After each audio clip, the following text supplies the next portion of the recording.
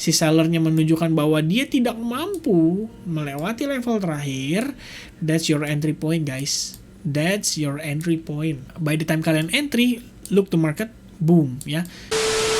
Hello everyone, welcome back again to my YouTube channel. My name is Kevin Saili. Pada YouTube channel ini, teman-teman akan menemukan informasi menarik seputaran technical analysis untuk cryptocurrency. So if you guys like crypto, make sure to hit the subscribe button and don't forget to leave your thumbs up kalau kalian suka dengan konten yang saya bahas pada video ini. Teman-teman, ini adalah segmen study time. Jadi di video kali ini kita akan membahas tentang technical analysis, belajar tentang basic-basic untuk melakukan analisa secara technical. So kalian bisa mampir juga ke dalam channel saya, di mana kalian bisa temukan playlist study time. Di sini lengkap ada pembahasan tentang mengapa penting bagi Anda untuk mengetahui antara perbedaan investor dan juga trader. Kemudian ada basic candlestick, support and resistance, breakout, dan juga ada indikator. Ini kita baru bahas karena kebetulan ada yang request. Nah, tapi pada pembahasan kali ini kita akan membahas tentang basic daripada trend. Jadi buat teman-teman nih yang baru mau memulai trading, make sure kalian paham yang namanya trend di dalam market. Saya sering kali membahas tentang trend, terutama pada saat saya melakukan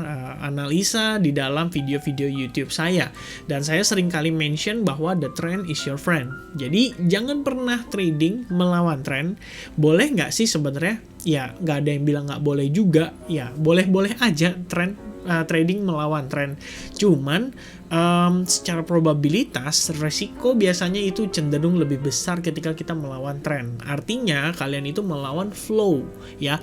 Bayangkan kalian sedang melawan institution. Kalau institusi itu atau big fund sedang mengangkat price-nya, kalian yang melakukan trading melawan trennya otomatis akan cenderung wipe out ya. Account kalian akan cenderung busted atau hancur atau ya pokoknya habis lah, simpelnya begitu.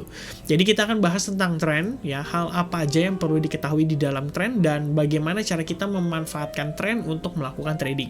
Oke, langsung aja kita mulai di segmen study time minggu ini. Nah, untuk tren, jadi teman-teman perlu ketahui bahwa tren itu sebenarnya ada 3 jenis guys. Jadi ada yang namanya uptrend, kemudian ada yang namanya sideways, atau biasa ini saya bilangnya range, dan ini mungkin akan ada satu materi khusus kita bahas tentang range atau sideways, dan pastinya ada yang namanya downtrend ya. Tren itu ada beberapa jenis, sorry guys ya, tren itu ada 3 jenis ya. Nah, dua diantaranya akan kita bahas pada hari ini. Jadi untuk tren itu terbentuk, kita memerlukan beberapa aspek ya.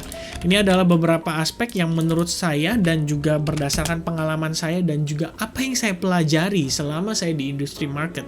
Ini juga saya pelajari dari salah satu mentor saya ya. Itu kita memerlukan yang namanya informasi berupa health, dan yang kedua itu adalah momentum. Jadi kalau untuk health itu artinya adalah tingkat kesehatan daripada tren itu ya. Jadi apakah tren ini masih bisa kita gunakan atau tidak? Apakah tren ini layak untuk ditradingkan atau tidak? Nah, itu kita harus mengetahui dari sisi health-nya dulu. Lalu kita perlu melakukan pengukuran secara momentum, di mana teman-teman seringkali mendengar saya juga membahas tentang mengukur momentum.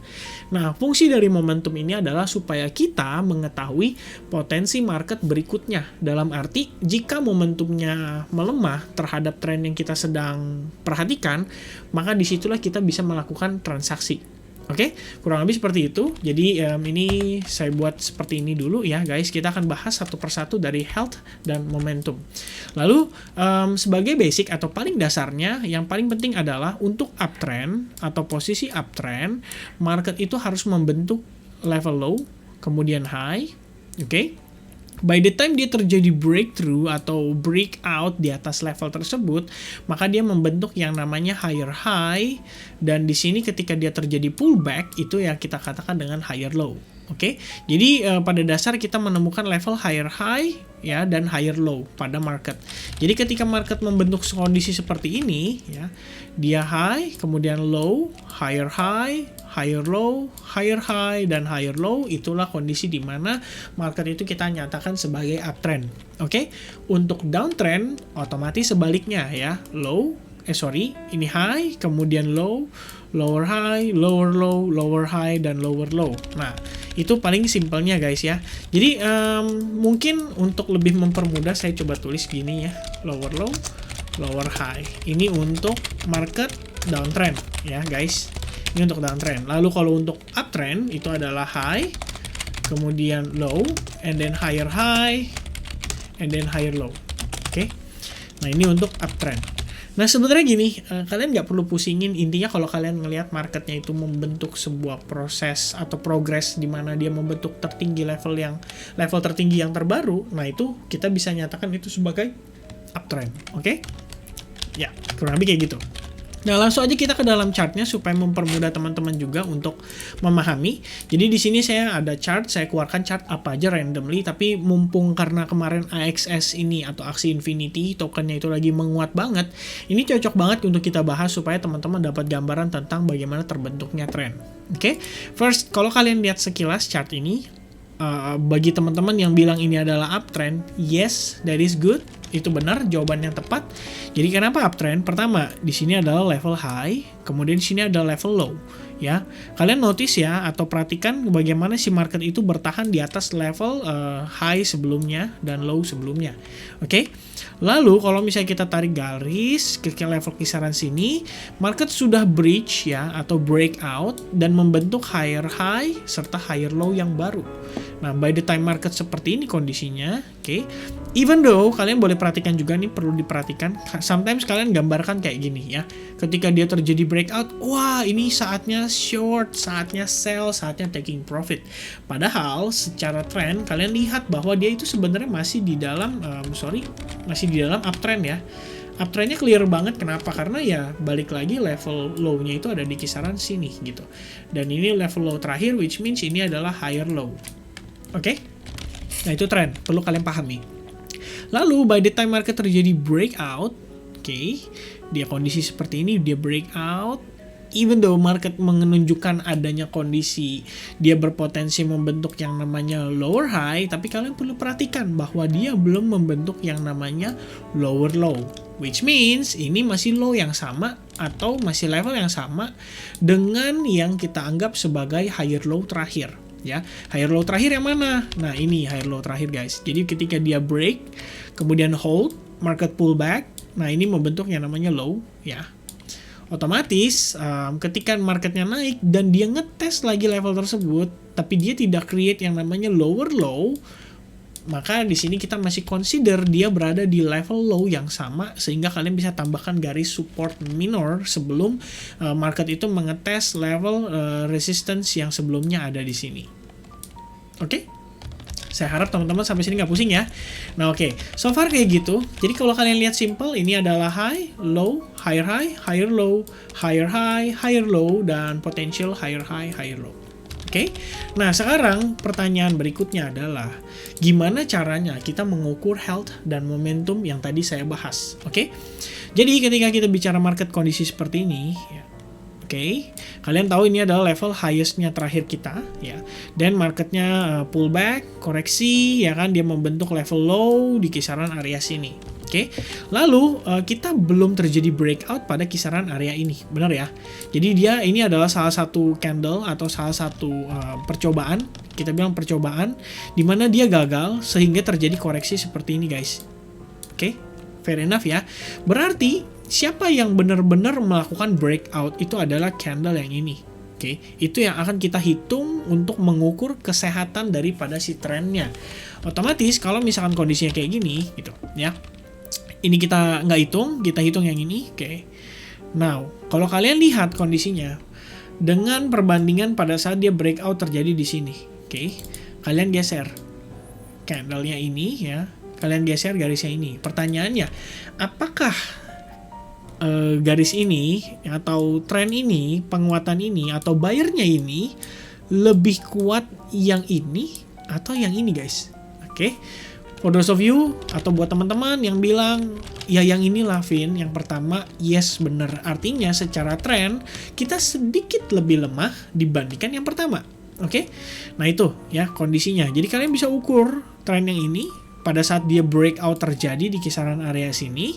Dan kalian bisa ukur kembali di tren yang ini pada saat dia terjadi di breakout level yang ada di kisaran area ini. Oke? Nah itu ada health. Oke? Next. Healthy-nya kita akan ukur lagi, kalian bisa gunakan ini sebagai next line-nya karena dia baru terjadi breakout lagi di kisaran area sini. Oke, sorry ya. Nah, kalian bisa lihat ya guys. trennya become weaker atau menjadi lebih lemah dibandingkan sebelumnya. Dan by the time itu terjadi, itulah yang menyebabkan market itu bisa saya tambahin lagi ya, karena ini kan sebenarnya dia terjadi breakout lagi ya. Jadi kita bisa katakan dia terjadi breakout lagi, kalian bisa ukur lagi, dan semakin lemah. That's why the next position ketika marketnya dia ketarik itu menjadi suatu hal yang wajar. Nah, di dalam market ya, ketika kita berbicara soal uptrend ini, sometimes market perlu retest atau perlu refresh. Jadi untuk dia create another trend atau either, jadi kayak misalkan contoh gini guys. Mungkin saya akan jelaskan ini lebih mudah, lebih santai, lebih simple. Oke, jadi gini ya guys, kita akan coba jelaskan lebih simple ya. Jadi ketika market ini membentuk uptrend, uptrend, at some point, market itu akan berpotensi menjadi sideways kayak gini. Kenapa? Karena kita perlu dia itu untuk melakukan refresh ya. Refresh between apakah dia masih meneruskan uptrend ini atau dia akan roll over dan berpindah menjadi downtrend. Nah, itu adalah potensi yang bisa terjadi. That's why kalau misalnya kita bicara indikator, sometimes ada indikator yang namanya RSI. Nah RSI kalau udah kayak gini, ya kan, dia menunjukkan yang namanya bearish divergence, sementara ketika marketnya dia ya kurang lebih kayak gini lah ya guys. Nah ketika di top kayak gini dia menunjukkan bearish divergence, jadi marketnya kayak gini, sementara di sini dia masih penguatan, itu kan biasanya orang bilang adalah bearish divergence. Nah itu adalah kondisi di mana market akan refresh. Jadi ketika si RSI-nya itu atau indikator relative strength index yang sering saya gunakan mulai kembali ke tengah lagi, tapi marketnya belum drop terlalu jauh, artinya dia masih berada di dalam uptrend ya.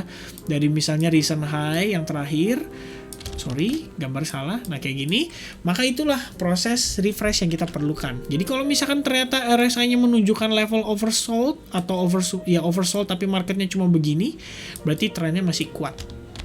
Itu kurang lebih sedikit tambahan atau mixed up. Tapi itu nggak akan kita bahas, jadi kita bahas lebih simpel lagi guys ya.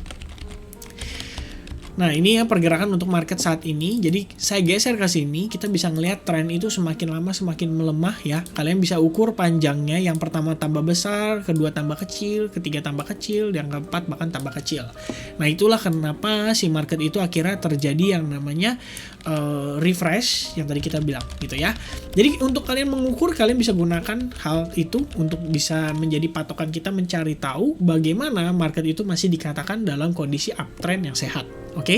Jadi untuk berikutnya kita tambahkan momentum guys ya. Jadi ketika market break up, marketnya drop ya. Ini kalian bisa geser ke sini dan kalian bisa ukur. Ini yang saya maksud dengan momentum. Jadi momentumnya itu bagi si seller itu dia masuk untuk menarik si trennya itu bisa dikatakan masih strong gitu kan. Walaupun nextnya kalian bisa lihat ya, ketika market berusaha untuk menguat, dia nggak berhasil break higher high yang terakhir, dan ternyata momentumnya drop lebih dalam lagi guys ya. Kalian bisa lihat nih, kalau misalnya ini saya geser kan kurang lebih kayak gitu ya. Nah marketnya drop lebih dalam, membentuk momentum baru bagi seller. Nah itu biasanya kita bisa ukur guys. Jadi ketika si sellernya dia rebound lagi di kisaran area sini, dia drop lagi, berarti si sellernya kan sebenarnya di dalam uptrend ya, atau big uptrend. Dia membentuk semacam smaller downtrend ya. Jadi kita bilang ini kayak semacam minor downtrend lah, kurang lebih kayak gitu. Nah ketika marketnya naik lagi, drop lagi di kisaran area sini, makin lama trennya makin melemah guys, bener ya. Jadi ketika dia rebound, rebound sedikit, lalu dia drop ya, health-nya itu tambah lama tambah mengecil. Jadi seperti tadi yang tadi saya sudah katakan ya, pertama seller kita masuk di sini, seller masuk di sini, seller masuk di sini, yang terakhir dia begini, kecil ya, tambah kecil. Nah by the time market naik dan dia tidak mampu create lower low, dia naik cuman kayak misalkan naik kayak gini ya, terus dia nggak mampu create lower low, ketahan di kisaran area sini, di take over lagi sama si uptrendnya atau buyer yang masuk lagi. Nah itu kalian bisa mulai ancang-ancang untuk melakukan entry terhadap market. Karena kalian harus tahu bahwa ini overall itu market berada di dalam uptrend.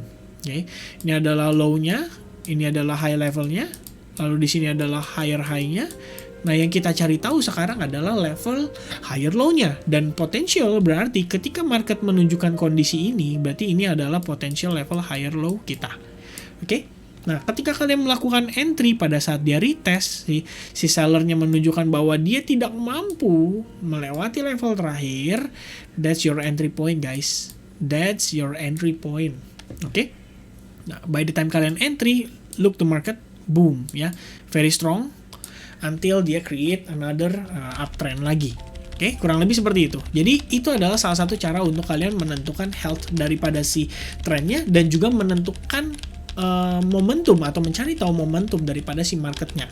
Nah, itu kalian bisa lakukan di dalam kondisi market uptrend maupun downtrend ya.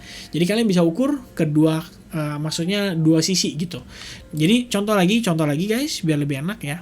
Market up, oke, pull back, make a higher high atau slightly higher high, tapi saya boleh consider ini mungkin the same high ya, kurang lebih. Jadi kayak false breakout.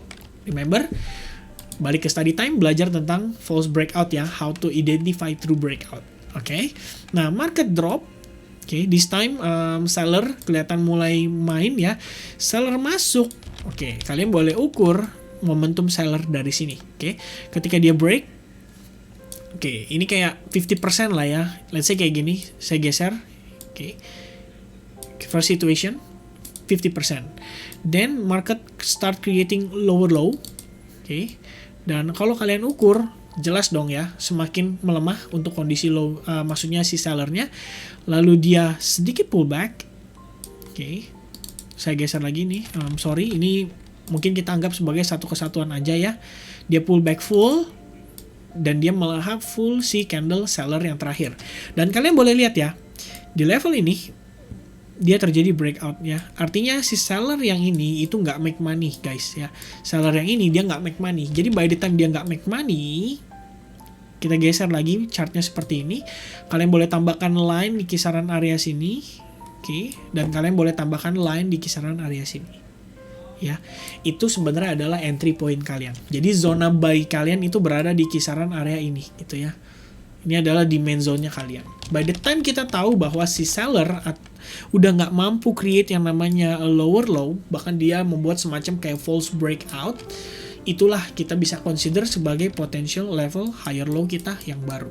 Oke? Nah, ini kondisinya. Kurang lebih seperti itu. Ya, hopefully apa yang saya bagikan ini nggak membuat kalian pusing ya. Jadi itu kurang lebih consideration-nya untuk kalian menentukan tren itu masih baik atau tidak gitu ya. Jadi kalau misalkan kondisinya, oke, saya lanjut lagi sedikit example lagi supaya kalian tambah mengerti, tambah paham dengan kondisi tren yang saya bahas ini ya. Jadi by the time market terjadi breach, ya ini kita akan discuss bagaimana potential market itu bisa terjadi yang namanya rollover atau perubahan arah, oke. Jadi ketika market drop, pullback, oke. Market make a higher high ya, slightly higher high guys. Kalian bisa gambarkan kayak gini, slightly higher high. Dan market itu start pullback ya, lebih deep. Nah, sebenarnya pada konsep ini kalian harus menggunakan tren secara garis besarnya ya, secara overall-nya. Karena kalau misalnya kita ukur kayak gini, guys ya. Ini yang tadi saya sudah bahas di pertama kali kita bahas, guys. Jadi the next one is like this. Okay, next one like this. Sorry, yeah, like this. Ya, become weaker sellernya. Then the next one, of course, this one become weaker lagi, dan the next one become more weaker.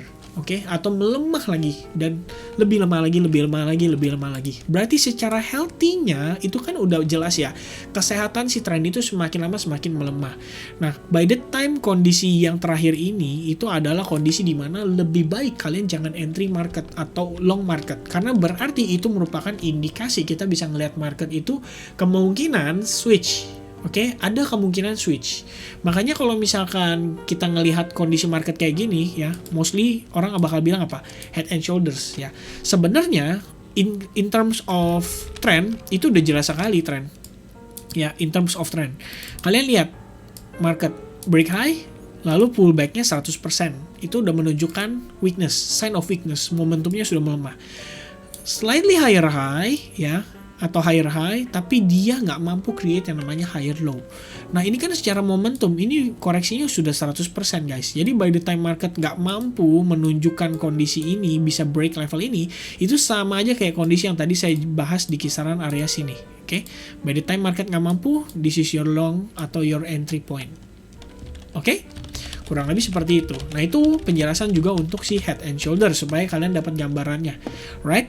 Nah kita akan masuk lagi ke dalam pembahasan yang ini. Jadi by the time market menunjukkan mulai ada pelemahan yang sangat signifikan terhadap si trend, kalian boleh consider untuk tidak melakukan entry terhadap level tersebut. Ya kenapa? Karena kalau misalnya saya geser ya, kalian boleh lihat ya, market itu correction pullback-nya itu 100% dari pergerakan yang ini.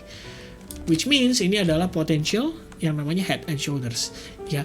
Jadi kalian boleh saja tetap berada di dalam market, tetap memanfaatin, itu terserah kalian. Cuma kalau misalkan kalian melihat kondisi kayak gini, better kalian untuk tidak melakukan entry. Tapi by the time market ya ternyata menunjukkan dia mampu breakout ya, breakout, saya geser ini ke sini. The question is, apakah ini lebih tinggi daripada breakout sebelumnya? Oke, berarti health check. Ya, satu kriteria kita untuk meyakinkan bahwa uptrend ini masih berlangsung, check, udah aman. Second one, pullback. Oke, pullbacknya sangat minim. Berarti check number 2, berarti momentum juga aman. Oke, dia creating yang namanya higher low. This is higher high. Oke, by the time market kayak gini, kalian nggak melakukan entry, it's okay, karena ya balik lagi, the next one dia lebih slow, lebih smooth dibandingkan yang sebelumnya. Oke, walaupun secara momentum pullbacknya ya dia 50% lah, yang tadinya mungkin 20%, ini sekarang 50% gitu kan. Kurang lebih kayak gitu guys ya. Itu adalah penjelasan tentang kondisi trend ya, untuk uptrend terutama. Jadi untuk downtrend ya sebenarnya kurang lebih sama konsepnya, cuma tinggal dibalik aja. Mungkin ini kita bahas sekali lagi untuk example ya, supaya teman-teman dapat gambaran. Jadi ini downtrend. Oke. Kenapa ini bisa kita katakan sebagai downtrend ya? Balik lagi guys, ini adalah the line ya. Line yang kita perlu perhatikan karena ini potential level higher low-nya terakhir di sini. Oke, dan by the time market dia creating yang namanya higher high, it's very obvious ya, sangat jelas sekali. Tapi by the time market melakukan pullback, dan pullbacknya this time lebih clear ya, bahkan melewati momentum daripada yang seharusnya kita lihat. Jadi kayak misalkan contoh kayak gini kondisinya guys ya, ketika kalian lihat market ya, dia drop signifikan, rebound, drop signifikan, rebound, drop signifikan, rebound ya 120%. Sebenarnya ini menunjukkan memang potensial balik arah untuk si sellernya, artinya dia menunjukkan adanya penguatan ya. Namun the next one dia drop sampai kisaran segini ya. Mungkin bisa aja kalian sudah entry long di sini, but itulah poinnya, kalian harus menggunakan stop loss. Karena ketika market berubah arah dan kalian terkena stop loss, it's okay to be wrong. Oke, at least bayangkan ya, at least kalian lihat berapa banyak profit yang kalian buat pada saat kalian trading di sini, also di sini ya, dan juga di sini. Even sampai yang terakhir pun di kisaran level ini kalian masih make money ya. Dan ketika sekali salah ya it's okay lah, perbandingannya ini kan 1, 2, 3 ya, 4, 5 trade maybe ya kan, baru kalian salah 1. That's why we should follow the trend. Oke?